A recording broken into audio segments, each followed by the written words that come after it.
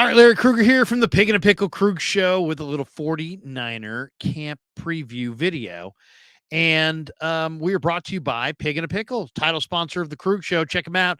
Emeryville and Corte Madera. They're open 7 days a week in Marin, 11 a.m. to 8 p.m. or until they run out. And in Emeryville, they're inside the Emeryville Public Marketplace, and they are open in Emeryville Wednesday through Sunday. Pig and a Pickle, the best barbecue in all of Northern California. Well, we continue in this video with our training camp preview brought to you by New York Style Italian Sausage. And at the end of this video, I will tell you my fifth favorite New York Style Italian Sausage company product. But first, let's talk about the 49er offensive line. The Niners have, this is a debatable point. Some people look at the Niner offensive line and say it's a weakness. Other people look at it and say it's a strength. So which is it? Well, you got the best tackle in football in Trent Williams. He's at left tackle. He's as good as it gets. There was talk that maybe he'd retire, but he's not retiring, and he's the line's anchor. Last year he made it. He was an all-pro offensive tackle, second straight year. The big question on the offensive line is how they replace Mike McGlinchey at right tackle, and Colton McKivitz is going to get first crack. He's shown in 3 seasons as a fill-in starter that he's got talent and he's not afraid of the moment, and he'll be the starter at right tackle until he proves he can't handle it. And then you got great continuity on this line. Jake Brendel was a Pro Bowl alternate at center. Aaron Banks and Spencer Burford are an outstanding young tandem of offensive guards. And you've got some veteran experience on the bench. You got Matt Pryor, John Feliciano, Jalen Moore, Joey Fisher comes over in the draft, and they like Fisher as his future as a guard. There's Jason Poe. Yeah, John Lynch talk up Nick Zakel in the offseason he's had. Zakel's a second-year offensive guard, probably a future starter at right guard. There's also some really nice young players in addition to Joey Fisher. Ilm Manning, number 60, has a lot of talent, and I really like what I've seen from him. Leroy Watson has improved dramatically in 1 year. So there's some quality depth. You got the best left tackle going. You got a Pro Bowl alternate at center. You got good depth on the interior. The big question is right tackle with Colton McKivitz. Now, let's talk a little bit about Colton McKivitz. I think Colton McKivitz is really kind of an underrated football player. He's 6'6". He's 301 pounds from West Virginia in his 4th year. And he had 5 fill-in starts over the past 3 years. He's got good footwork. I like him as a pass protector more than I liked McGlinchey. As a run blocker, he's not quite the same as McGlinchey. So that's going to be interesting. Can the 49ers run the ball to the right side with McKivitz on the right side? That's a big question. But, there's a lot to like on this line. Aaron Banks is 325 pounds. He's in his 3rd year out of Notre Dame. He looks like the long-term left guard. I think he's a guy who's going to be terrific for a long time. Brendel's a 6-year player out of UCLA, and he stepped in for Alex Mack last year in his first full season as the starting center and became a Pro Bowl alternate. Then there's Spencer Burford, who's 6'4", 300 pounds. He had a huge offseason. You can tell he's worked on his game, played at Texas San Antonio in a run-heavy scheme. And now, this guy's showing that he was a 4th-round gem of a draft pick, started as a rookie, has a lot of talent. I love the addition of John Feliciano. He's versatile. He's had 54 career starts in 97 games with the Raiders, Bills, and Giants. Loved him at Miami. He's really wide. He can help you at center. He can help you at guard. If Burford can't man every snap at right guard, Feliciano could share right guard with him. So you've got some interest, and you got some young guys who have talent and motivation to get better. Jalen Moore, 6'4", 311 pounds out of Western Michigan, was a 5th-round pick in 2021. This is his year. He needs to show better technique. He needs to show a little urgency. He's only had 5 fill-in, performances, after 2 seasons. He needs more. He needs to get on the field. And this is his go time for his career. Matt Pryor is a 6-year veteran from TCU. He's huge. 6'7", 332 pounds. He could be a swing tackle. He's got 24 career starts with Philadelphia and Indianapolis. And then I really think Zakelj has got a ton of talent. He's tough. He's smart. He's 6'6". He's 315 pounds. He went to Fordham. I think Zakelj is a terrific young offensive line prospect. So you look at that 49er offensive line. Some people look at it and say, yeah, it's not great. It could be better. The Niners allowed last year the NFL's sixth fewest sacks.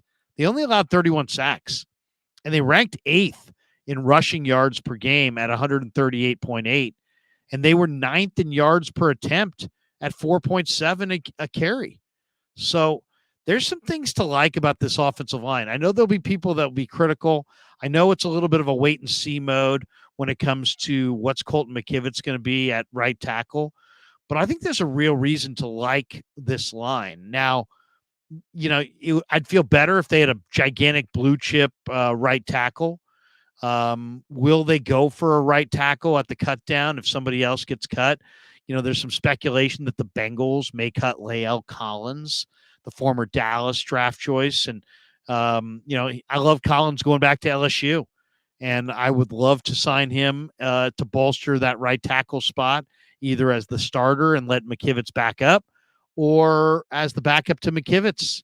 But Lael Collins, if he gets cut, and there's speculation he may get cut at the end of camp, that would be a guy I would be all over.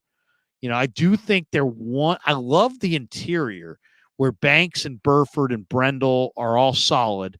And then you got Jason Poe, Nick Zakelj, John Feliciano, Joey Fisher, Ilm Manning. I mean, you got good depth in the inside. Fisher and Manning are really good-looking first-year players. Zakelj and Poe are really good-looking second-year players. Feliciano's a solid vet who you can depend on. And then those guys are all on the bench.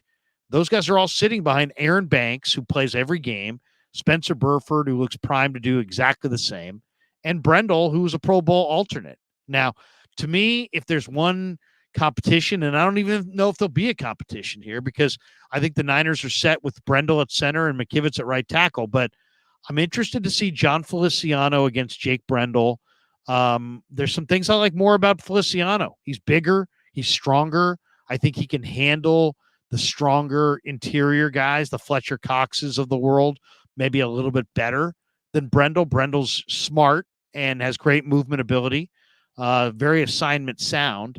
But Feliciano might be a little bit stronger, a little bit better run blocker at the point, a little bit better against size on the other side of the line of scrimmage.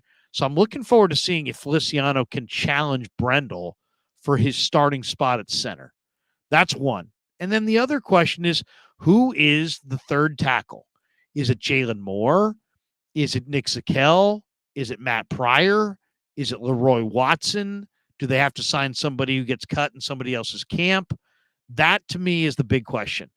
I'm pretty satisfied with the starting five. I'm just wondering about who's that third tackle going to be, and can Feliciano beat out Brendel at the center spot? It's going to be fun to watch, though. It's going to be an absolute great competition to watch.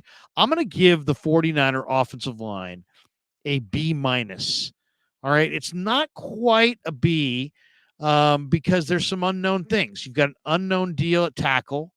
How good is Colton McKivitz? And was what we saw last year from Brendel, was that real? Or, how good is Jake Brendel at center? And can Feliciano win that job over Brendel? All right. Our fifth favorite New York style Italian sausage product, we're going with the beer brats. Nothing better than throwing the beer brats either on the indoor grill or on the barbecue. And, I like to poke them a little bit, just poke them a little bit, just get a little bit of that juice rolling out. But man, they're really good. You can taste the beer. They're made with Gordon Biersch beer. And Gordon Biersch and New York style Italian sausage collabed on this one, and everybody comes out a winner. So if you get a chance, it's my fifth favorite New York style Italian sausage product. Go with the Gordon Biersch beer brats with beer made by Gordon Biersch. You get an outstanding brewery, an outstanding sausage maker. They come together in a collab. Oh, it's absolutely fantastic. Get the Gordon Biersch beer brats, my fifth favorite New York style Italian sausage product. All right, that does it for our preview of the 49er offensive line. I'm going to give them a B minus. I'd give them a little bit higher grade if they had a better answer at right tackle, if they had a third tackle. Tackle is kind of a really important spot because the league is filled with outstanding edge rushers, and keeping Brock Purdy or Trey Lance healthy this year is of utmost importance. But I'm also not going to give them a C grade or a low grade because I like the youth. I like the depth, especially in the interior. And you got the best left tackle in the game. So overall, I'd say the 49ers B minus on the offensive line. That will be the grade that I give them. All right. Thanks to New York Style Italian Sausage for sponsoring our camp preview. And of course, we're brought to you by our title sponsor, Pig and a Pickle. And thanks to all of you for supporting the Krueg Show on YouTube.